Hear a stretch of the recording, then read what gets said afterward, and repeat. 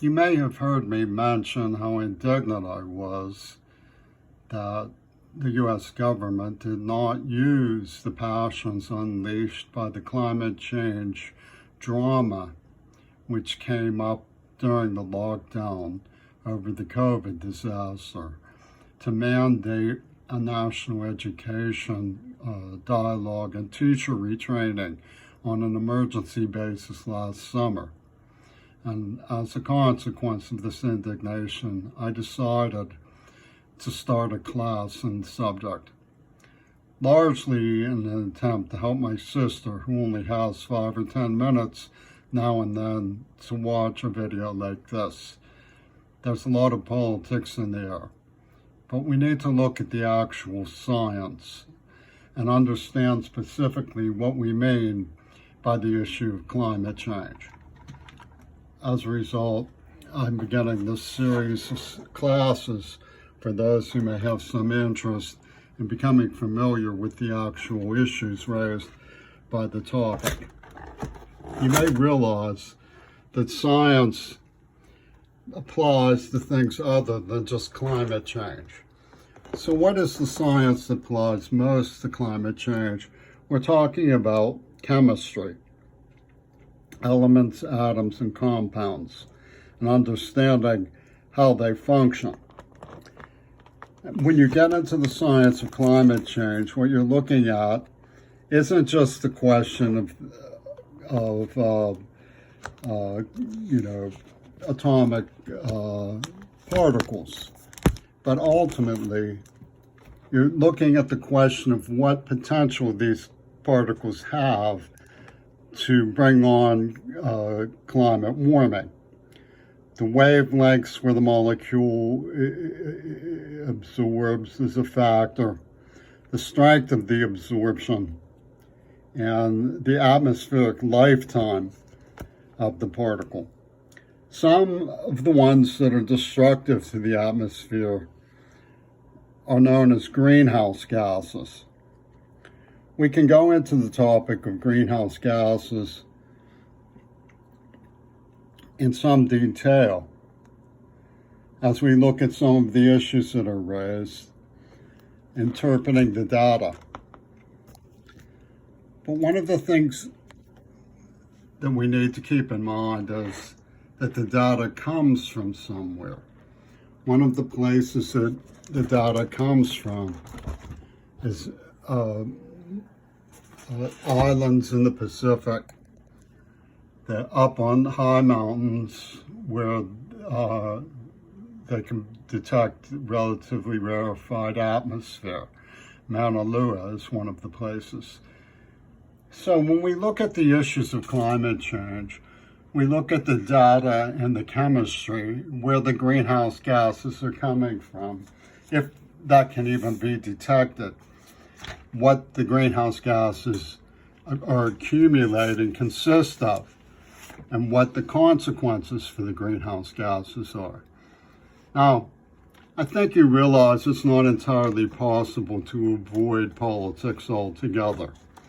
I'd like you to familiarize yourself a little with such things as the Declaration on Human Rights and Climate Change, which is a relatively large manuscript from the UN. It goes into some detail about the issue of human rights. Now, the human rights issues do not just pertain to climate change. The human rights issues that exist also pertain to many issues such as women's rights and the rights of children to an education, the freedom from slave labors, where children are used in slave labor throughout Asia, for example. Greta Thunberg, who is widely known, I admire, wrote a book called No One is Too Small to Make a Difference. The question of who speaks for the silent weak.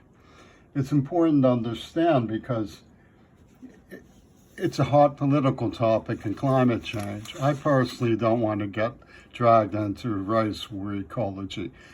People who deny climate have a lot to say, but it's a wall of sound. They don't have any information behind it. You need to study the climate change. People who believe in, that white is evil and out to get the black man have a lot to say too. But climate change doesn't discriminate. It may seem to, when you realize that the poor countries who produce the least in terms of fossil fuel emissions are the people who are suffering the most.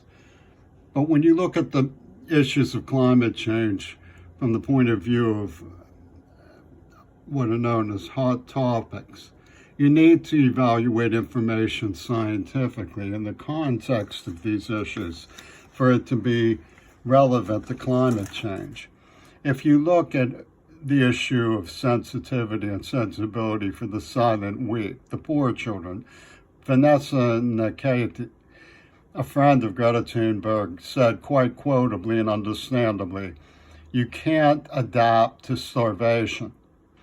Children who are starving are not the only problem at the root of sensitivity for the interconnectedness of things. Ocean acidification, the ocean absorbs, it's a carbon sink, but it turns some of this carbon into carbonic acid. And the proportion of carbonic acid then starts to eat at the root of the food chain. It dissolves the shells of fish in the ocean. So when we look at ocean acidification and we look at starvation, we're seeing the interconnectedness of things.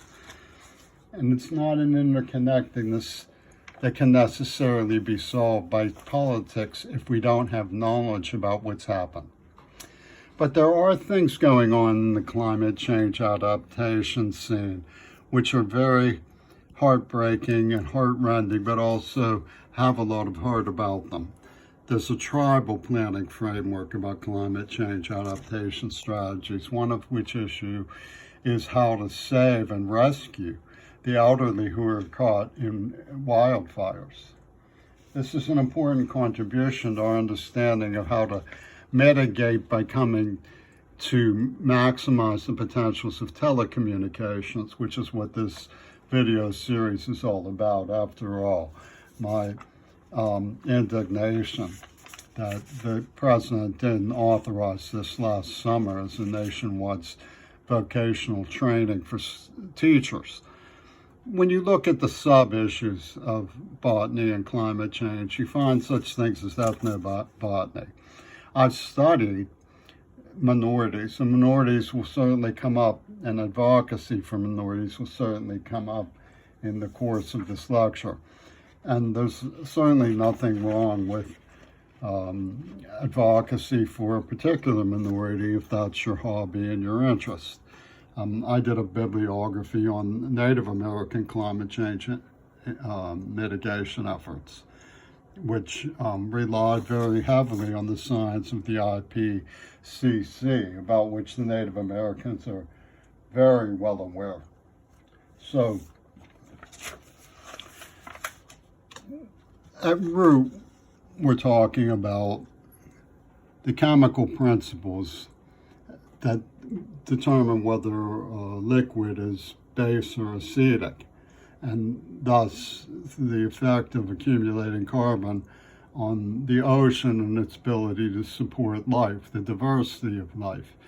We're going into mass extinctions. We're losing whole species of life on this planet. We examine the role of photosynthesis in aquatic plants and affecting the pH of water. Apply biological principles to global energy use issues.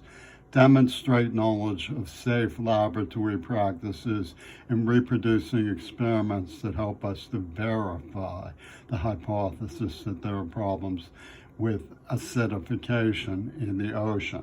Gather and critically evaluate experimental evidence and draw appropriate conclusions from observations and empirical data. So my point, and the point on which I will rest here, is that understanding climate change is a field of scientific knowledge that is accessible to people on the freshman level. Teachers can be retrained to understand it and put it in the context of modern political dialogue.